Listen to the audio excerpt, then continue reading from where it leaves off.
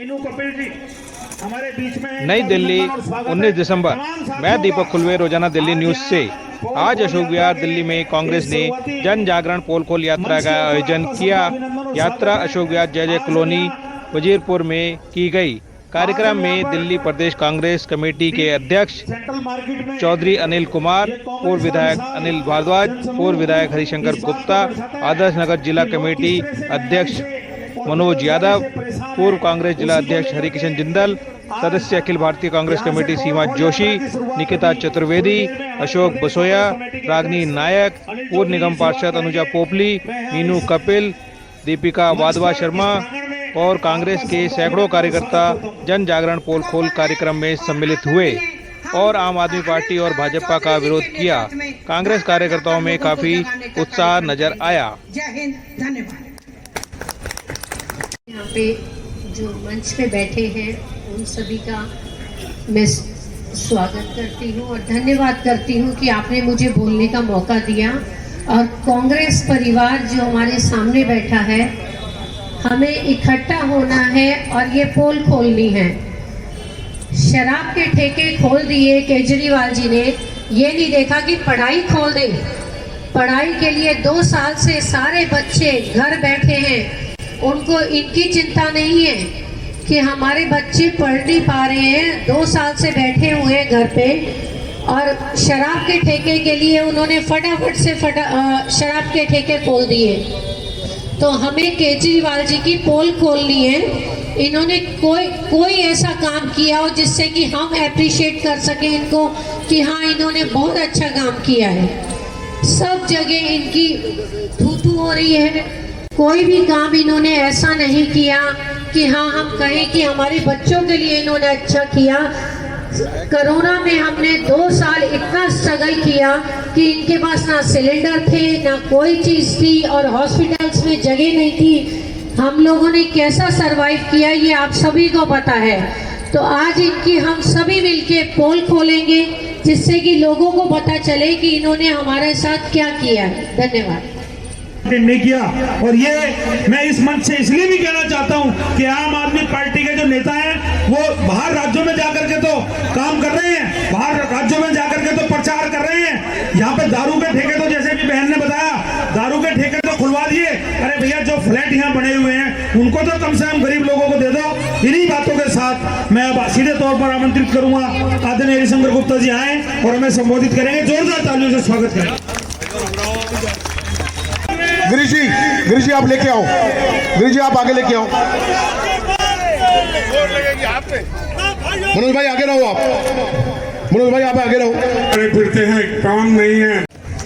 कुछ ही देर में हमारे बीच में हमारे दिल्ली प्रदेश कांग्रेस कमेटी के सम्मानित अध्यक्ष अनिल चौधरी जी यहाँ पर आ जाएंगे। पूर्व वक्ताओं ने बहुत विस्तार से और आज के हालात पर तबसरा करके आप लोगों को विभिन्न जानकारियां दी हैं। वर्तमान सरकार जो केंद्र में है और दिल्ली के अंदर है, उनकी विफलताओं को उजागर किया है। सभी लोग यहाँ पर बैठे हुए हैं। पिछले 7-8 साल के अंदर ये कहावत है कि जब तक भुगता नहीं जाता तब तक असलियत का पता नहीं लगता। 7-8 वर्षों में जो आप लोगों ने इन सरकारों के हाथों में कष्ट भुगता है, आज हमें उसको कहने की जरूरत नहीं है। ये लोग अच्छी तरीके से आप जानते हैं। आज हमारी ये पोल खोल यात्रा का जो शुभारंभ यहाँ से होगा वजीरपुर विधानसभा का, उसके लिए अनिल चौधरी जी ने अपना समय यहाँ पर दिया है। हम सभी कार्यकर्ताओं की तरफ से, सभी साथियों की तरफ से मैं उनका हार्दिक धन्यवाद करता हूँ। हमारे चारों ब्लॉक प्रेसिडेंट भाई गिरीश जैन, जोगिंदर खारी जी, जनेश बढ़ाना जी और अब्दुल सत्तार जी, और साथ में हमारे वरिष्ठ साथी भाई जगदीश बंसल जी, पंकज शर्मा जी और उनकी वाइफ दीपिका वाधवा जी, तमाम लोगों ने कई हफ्ते से लगातार तैयारी करके आज इस कार्यक्रम को सजाया है और बनाया है। मैं उनका दिल से धन्यवाद भी करता हूं, आभार प्रकट करता हूं। आज यहां पर वजीरपुर विधानसभा के सभी लगभग सभी लोग, छोटे बड़े साथी हमारे यहां पर मौजूद हैं और इस पोल खोल यात्रा में हम सब साथ चलेंगे। वजीरपुर गांव में ऐतिहासिक गांव है चौपाल पर, आदरणीय अध्यक्ष जी को हमारे बुजुर्ग पगड़ी से उनका सम्मान करेंगे। उसके बाद ये यात्रा गांव से निकलकर वजीरपुर जेजे कॉलोनी में दाखिल होगी और वजीरपुर जेजे कॉलोनी को पूरी करके समापन इसका होगा। दिल्ली के अंदर जब से भाई अनिल चौधरी जी ने पोल खोल यात्रा का जन जागरण का कार्यक्रम शुरू किया है, हमारे बीच में अनिल चौधरी जी आ गए हैं। पहले नारे लगाऊंगा, कांग्रेस पार्टी, कांग्रेस पार्टी, श्रीमती सोनिया गांधी, श्री राहुल गांधी। मैं निवेदन करूंगा आदरणीय हरिशंकर गुप्ता जी से कि वो आए और हमारे बहुत सम्मानित प्रदेश कांग्रेस कमेटी के अध्यक्ष भाई अनिल चौधरी जी का शोर उड़ा करके स्वागत करेंगे। जोरदार तालियां बजाएंगे सभी लोग, जोरदार तालियों से स्वागत करेंगे। कांग्रेस पार्टी,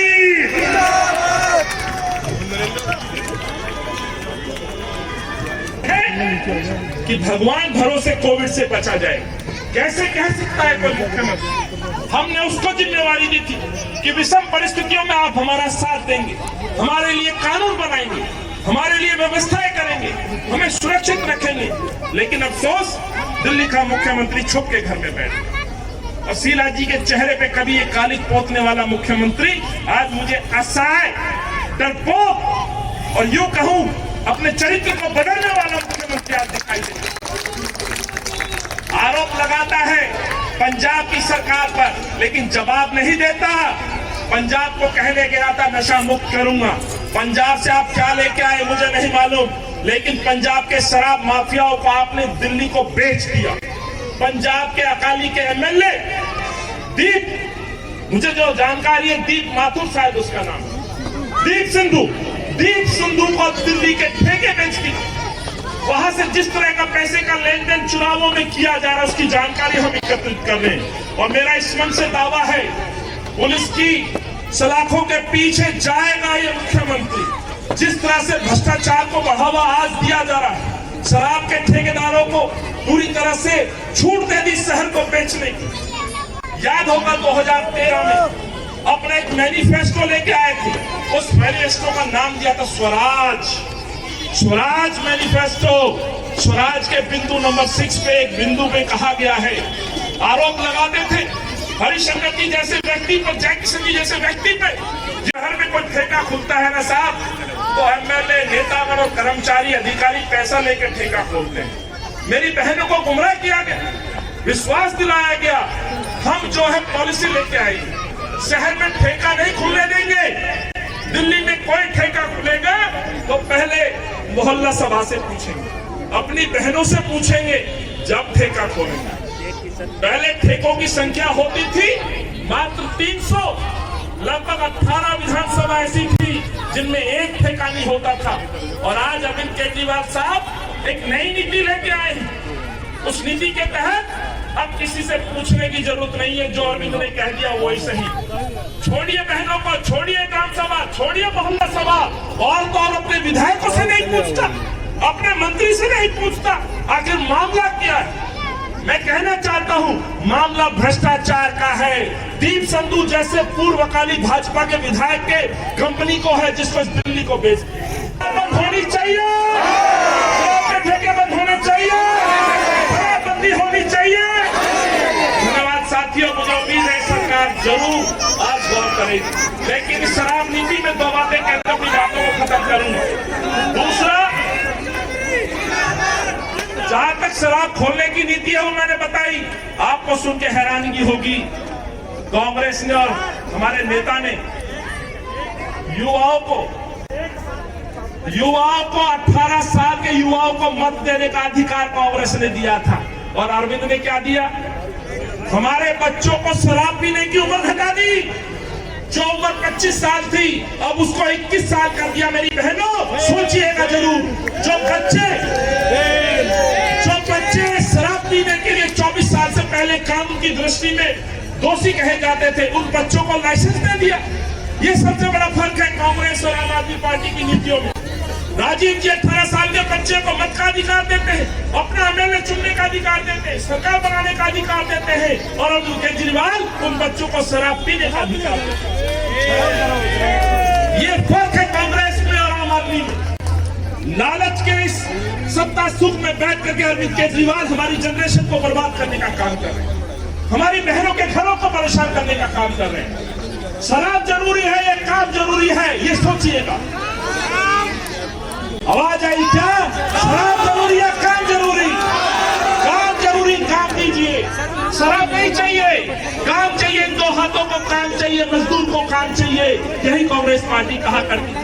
मनरेगा जैसे काम कांग्रेस की सोनिया जी की पहली थी। इसलिए मैंने कहा अरविंद केजरीवाल क्षमा मांगनी चाहिए, माफी मांगनी चाहिए। अपनी नीतियों से आप पलट करके अपने चरित्र को आपने बदला है, यू टर्न लिया है। और आज शहर जिसको दावे करते थे नंबर 1 बनाने का, मुझे नहीं मालूम किस तरह का नंबर 1 बना। ये शहर यदि नंबर 1 बना तो प्रदूषण में, बेरोजगारी में नंबर 1, महिला उत्पीड़न में नंबर 1, महिला उत्पीड़न में, भ्रष्टाचार में, शराब में। यही सच है साथियों। इन्हीं बातों के साथ विषय बहुत है, फिर कभी दूसरे मंच में आपसे बात करूंगा। सम्मानित मंच का मैं आभार व्यक्त करता हूं अपने नेताओं का, जो निरंतर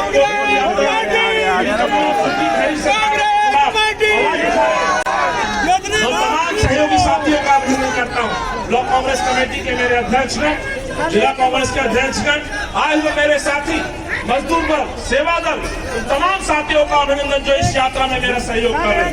बहुत बहुत धन्यवाद। जय हिंद, जय कांग्रेस।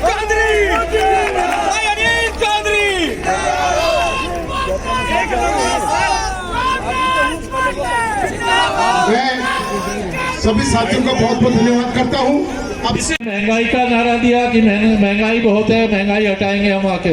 किसी ने भ्रष्टाचार का नाम लिया, लेकिन जो भ्रष्टाचार के नाम पे दिल्ली सरकार दिल्ली में सत्तासीन हुई, वो दिल्ली सरकार आज अकंठ भ्रष्टाचार में डूबी हुई है।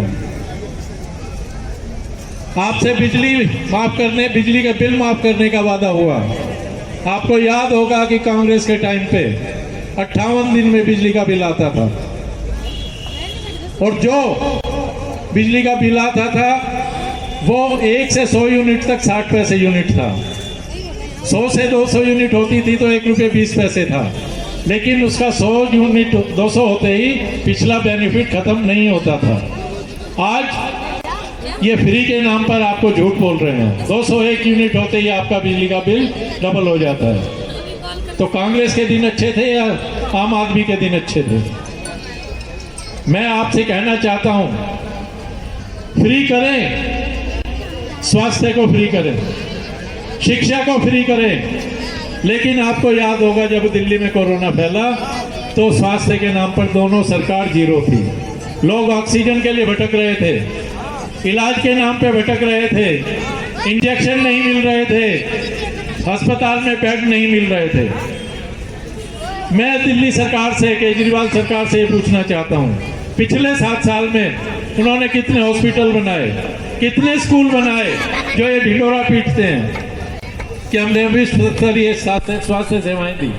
दिल्ली में ऑक्सीजन की कमी से हॉस्पिटल्स में कहीं 28 आदमी मरे, कहीं 30 आदमी मरे, कहीं 50 आदमी मरे। याद होगा आप सबको। इलाज के लिए आप अपने मरीज को लेके घूमते रहे, लेकिन कहीं हॉस्पिटल में जगह नहीं मिली, कहीं पे दवाई नहीं मिली। ये मोहल्ला क्लिनिक का नाम लेते हैं, क्या एक भी मोहल्ला क्लिनिक में दवाई मिली आपको कोरोना काल में? क्या किसी ने बात हो, चाहे वो डीजल की बात हो, चाहे रसोई गैस की बात हो, महंगाई के नाम पर हाहाकार है। आज लोगों के पास रोजगार नहीं है, लेकिन ये दोनों अपनी सरकारें पीठ थपथपा रही हैं। और केजरीवाल ने कहा था मैं महिलाओं की सुरक्षा करूंगा और लोगों का सम्मान करूंगा और दिल्ली को पेरिस बना दूंगा। आज पंजाब में चुनाव आ गए, इनके पास फंड नहीं था, इन्होंने दिल्ली के अंदर हर वार्ड के अंदर 3-3 ठेके खोलने की बात कही। पूरी दिल्ली के अंदर इनका विरोध हो रहा है। आप लोग अच्छी तरह जानते हैं, जो केजरीवाल ने जो पॉलिसियां बनाई थी शराब के नाम पर, उसकी लोग थू थू कर रहे हैं, ये आप अच्छी तरह जानते हैं। आज पेट्रोल डीजल का भाव देख लो, अगर 1 रुपया पेट्रोल बढ़े तो अरबों खरबों रुपया दिल्ली का इनको कमाई होती है, क्योंकि पूरी दिल्ली और देश के अंदर अरबों खरबों लीटर तेल गाड़ियों में और बड़े वाहनों में डलता है। वो पैसा कहाँ गया?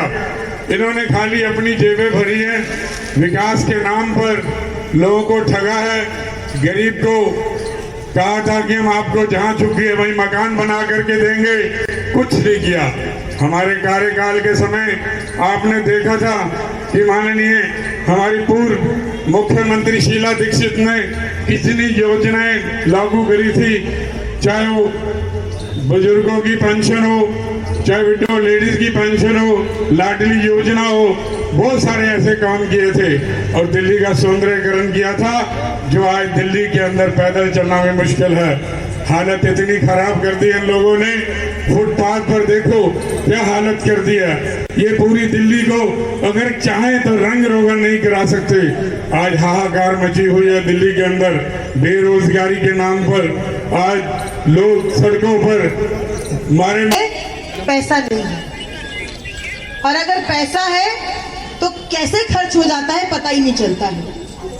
जो थोड़ा बहुत बचत का पैसा था, जो महिलाएं अपने बटुए में रखती थी, किसी अलमारी के कोने में रख देती थी, पति से छुपाकर, भाई से छुपाकर, वो भी काला धन बोल बोलकर सरकार ने अपने पास ले लिया। तो ये वो सरकार है जो चाहती है कि हमारे भाई सब बेरोजगार हो जाए, किसी को नई नौकरी नहीं मिले, जनता और गरीब होती चली जाए, बहनें अपने हक के लिए लड़ती रहे और गरीबी रेखा से इतना नीचे चला जाए कि सवाल करने की क्षमता ही खत्म हो जाए।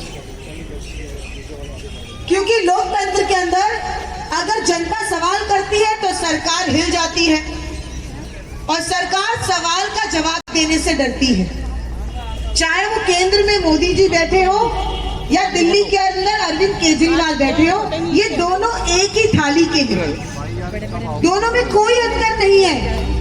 ये दोनों आए हैं देश की जेब लूटने के लिए, और देश के खजाने को लूटने का मतलब देश की जनता के खजाने को लूटना। नहीं तो जिस काले धन के नाम पर नोट बंद किया और नया नोट लाया, आज काला धन कई 100 गुना बढ़ गया है इस देश का, कई 100 गुना। तो भैया क्या हुआ जो तुमने वो नोट बंद किए थे? उसका तुमने तो कहा था काला धन वापस आएगा, 15 लाख लोगों के खाते में आएंगे। किसी के खाते में 15 लाख आए? नहीं आया। आए कि नहीं आए? वो पीछे से बहन बोल रही है नहीं आए। तो ये वो लोग हैं जो जनता की भावनाओं के साथ खेलते हैं। केजरीवाल ने खत्म कर दिया। ये शहर बदनामियों में नंबर 1 जाना जा रहा है। आज चाहे हम महिला उत्पीड़न की बात करें, रेप की बात करें, बेरोजगारी की बात करें, कोविड फेलियर की बात करें, प्रदूषण की हम बात करें, किसी भी मोर्चे पे तो अरविंद केजरीवाल ये दावा नहीं करते कि उनकी दिल्ली ये शहर नंबर 1 बन गई। क्या है कहते थे, और तो और छोड़िए, उनके अपने विधानसभा क्षेत्र में मानसून आता है तो जल भराव होता है, किश्तियाँ तैरती नजर आती हैं। जल भराव का आलम ये, पहले किसी एक अंडरब्रिज में पानी दिखता था, आज चारों तरफ अंडरब्रिज में पानी भरा होता है। मौतें होती हैं हर साल, फिर नींद से क्यों नहीं जागते? ये सबसे बड़ा प्रश्न। वीडियो लाइक करें, चैनल सब्सक्राइब करें और नोटिफिकेशन बेल को भी दबाएं ताकि लोड किया हर वीडियो आप तक पहुंचे। धन्यवाद।